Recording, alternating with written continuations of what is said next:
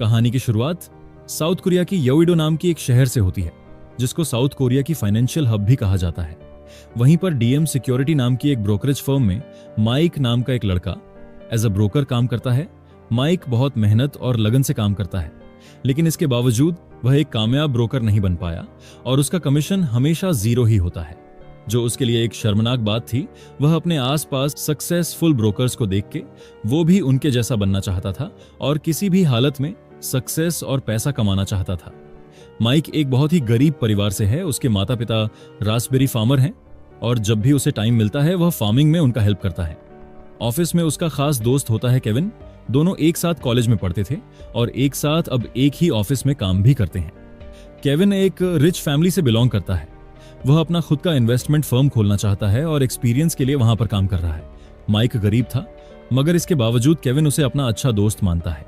खैर, DM securities में brokers जो अपने क्लाइंट के ऑर्डर्स के हिसाब से शेयर्स और सिक्योरिटी को उनके अकाउंट से बाय या सेल करते हैं और अपना कमीशन लेते हैं। मतलब जितना बड़ा ऑर्डर उतना बड़ा कमीशन। मार्केट 9 बजे स्टार्ट होता है और 3 बजे बंद होता है।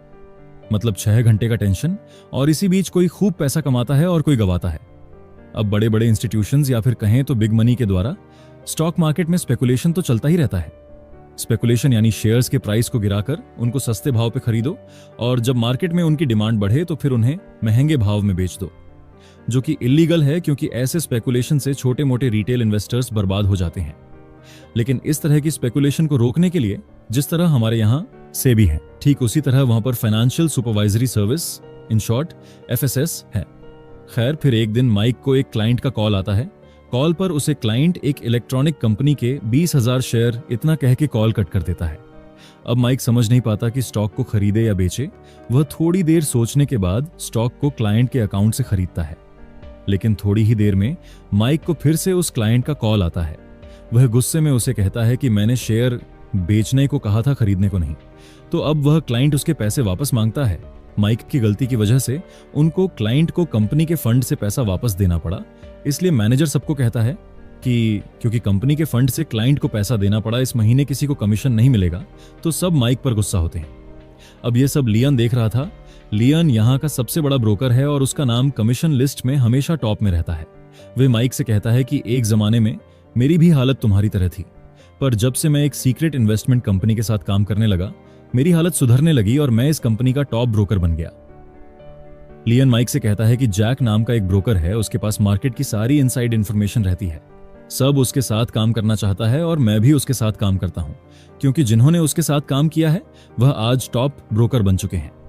अब लियोन की शानो शौकत और सक्सेस देखकर माइक भी जैक के लिए काम करना चाहता है। अब माइक जैक से मिलता है। जैक की पर्सनालिटी देख वह हैरान रह जाता है। जैक उसे एक फोन देता है और कहता है, तुम्हें सैमुअल एसेट नाम का एक अकाउंट हैंडल करना है और तुम्हें इस फोन पर कल एक कॉल आएगा। फोन पे तुम्हें जैसा कहा जाए ठीक वैसा ही करना। अगर तुम ये ट्रांजैक्शन सक्सेसफुली हैंडल करोगे तो तुम्हें अच्छा खासा कमीशन मिलेगा और आगे हमारे साथ काम करने का मौका मिलेगा। जैक ये भी कहता है कि वह ये सब बातें किसी से भी जिक्र ना करें। अगले दिन माइक उस सैमुअल एसेट का डीमेट अकाउंट खोलता है जिसमें $50 मिलियन डिपॉजिट था। वह अकाउंट को डीलिंग के लिए रेडी रखता है। तभी उस फोन पर उसे एक कॉल आता है और उसे कहता है कि मार्केट शुरू होते ही स्प्रेड कंपनी के 15 लाख शेयर्स मार्केट में अवेलेबल होंगे। उसमें से तुम्हें 9 लाख शेयर्स खरीदने हैं। स्प्रेड एक लार्ज कैप कंपनी है, उसके मार्केट में कभी 50,000 से ऊपर शेयर बेचने नहीं आते, तो कोई इतनी क्वांटिटी में शेयर क्यों बेचेगा। तभी हमें पता चलता है कि एक ब्रोकरेज कंपनी में एक ब्रोकर जो जैक के लिए काम करता है, उसी ने स्प्रेड कंपनी के 15 लाख शेयर्स जैक के कहने पर बेचने के लिए रखा था। अब जैसे ही 9 बजे मार्केट शुरू होता है, माइक 9 लाख शेयर्स खरीदने में लग जाता है। यहां मार्केट में इतनी बड़ी कंपनी का शेयर इतनी क्वांटिटी में अवेलेबल है, देखकर हंगामा मच जाता है। माइक जैक के इंस्ट्रक्शंस के हिसाब से उसमें से सिर्फ 9 लाख शेयर्स खरीदता है।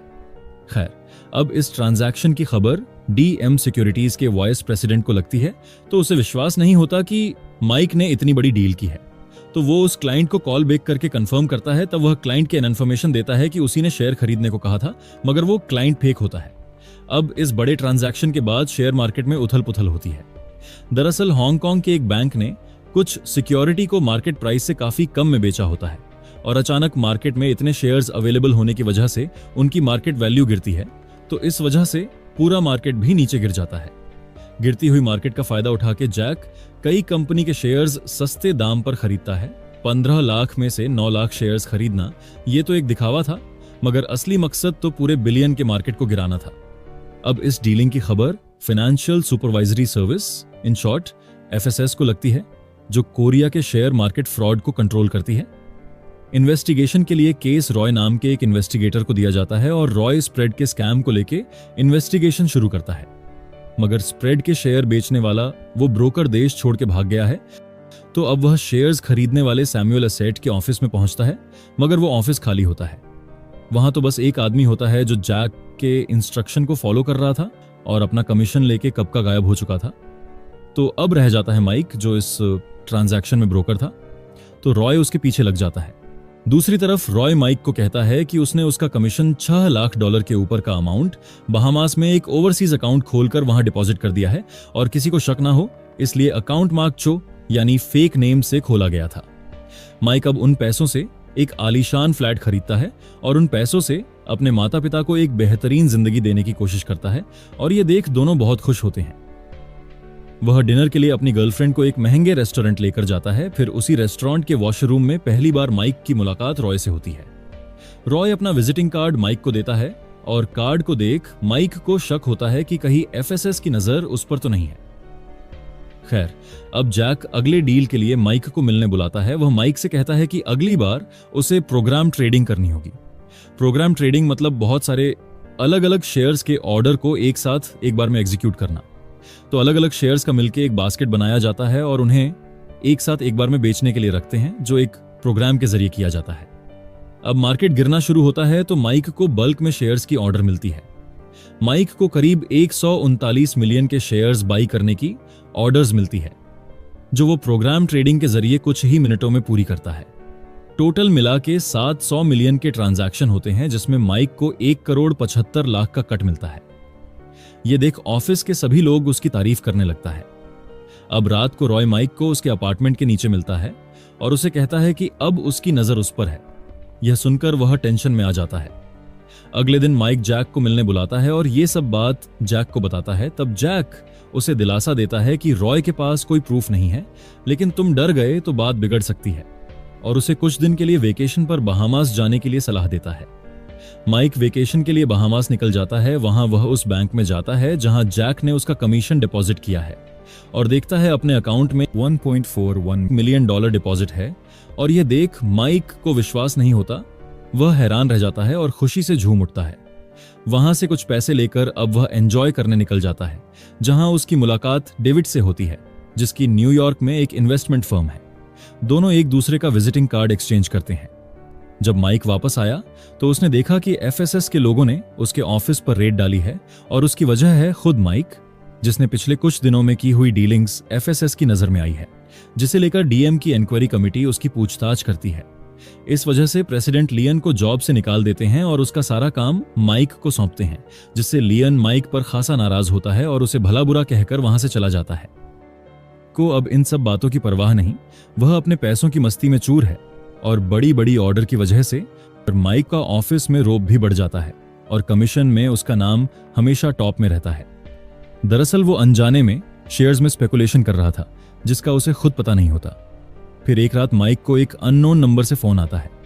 फिर अगले दिन उसे न्यूज से पता चलता है कि बेक नाम का एक ब्रोकर ने सुसाइड की है, और तब माइक को पता चलता है कि वह ब्रोकर भी जैक के साथ काम करता था, क्योंकि माइक उसे एक बार देखा था जब वह जैक से मिलने गया था। अब पुलिस माइक से पूछताछ करती है, क्योंकि सुसाइड करने के पहले बेक ने लास्ट कॉल माइक को किया था। अब ऑफिस में माइक पिछले कुछ ट्रांजैक्शन हिस्ट्री देखता है तो उसे पता चलता है कि जिन दो ब्रोकर ने माइक के साथ प्रोग्राम ट्रेडिंग की थी उसमें बेक का भी नाम था। खैर, रॉय माइक की कलीग किम के पास जाता है, क्योंकि किम भी मार्केट में थोड़ा बहुत स्पेकुलेशन करती है, इसलिए रॉय उसकी भी इंक्वायरी करता है। रॉय उससे कहता है, अगर तुम्हें जेल जाने से बचना है तो मेरा एक काम करना होगा। वह किम को माइक की कंप्यूटर से उसका ट्रांजैक्शन डेटा चोरी करके लाने को कहता है। फिर रॉय हैंग नाम का एक ब्रोकर के पास जाता है जो जैक के लिए काम करता है। रॉय उसका भी इन्वेस्टिगेशन शुरू कर देता है, क्योंकि उनके शक के दायरे में वह भी आ चुका था। अब हैंग लियन से मिलता है। दोनों पहले से एक दूसरे को जानते हैं, क्योंकि हैंग ने ही लियन को जैक के साथ काम करने के लिए कहा था। दोनों को आप पता चल चुका था कि जैक उन्हें मोहरा बनाकर असली गेम खेल रहा था और अगर इन्वेस्टिगेशन हुआ तो वह दोनों फंसेंगे। इसीलिए दोनों फैसला करते हैं कि वह दोनों रॉय का साथ देगा और जैक को पकड़ने के लिए उसकी मदद करेगा। दूसरी तरफ माइक हैंग के ऑफिस जाता है उससे मिलने के लिए। तभी वह वहां देखता है कि हैंग ने बिल्डिंग से कूद के सुसाइड कर लिया है, लेकिन वह सुसाइड नहीं बल्कि मर्डर है, क्योंकि जैक ने एक कॉन्ट्रैक्ट किलर के जरिए उसे मरवाया था। ये सब देख माइक अब टेंशन में आ जाता है। केविन माइक को समझाता है कि वो जो कुछ कर रहा है उससे वो बहुत बड़ी मुसीबत में फंस सकता है और उसे सिर्फ इस्तेमाल किया जा रहा है, और रॉय भी उसका इन्वेस्टिगेशन शुरू कर दिया है। लेकिन माइक उसकी बात को नजरअंदाज कर देता है। खैर, जैक माइक को मिलने बुलाता है। जब वह जैक से मिलता है तो जैक उससे कहता है कि उसे अब नेकेड शॉर्टिंग करनी होगी, जो शेयर मार्केट में इलीगल है।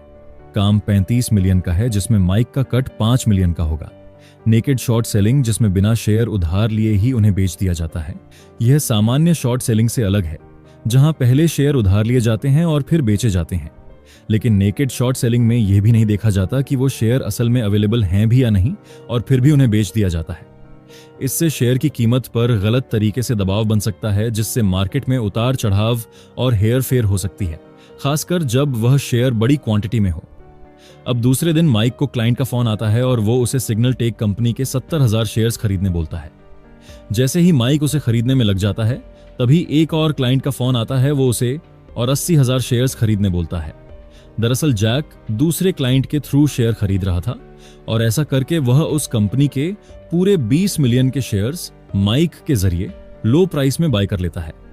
माइक न्यूज में देखता है कि 2 दिन पहले सिग्नल टेक कंपनी में आग लग गई थी, जिसका फायदा उठा के जैक ने नेकेड शॉर्ट सेलिंग करके सिग्नल टेक के काफी शेयर्स मार्केट में बेचने के लिए अवेलेबल है करके दिखाया था, जिससे डर कर इन्वेस्टर अपने शेयर्स मार्केट में बेचने लगता है, जिससे उस कंपनी के शेयर्स की प्राइस तेजी से नीचे गिरने लगता है।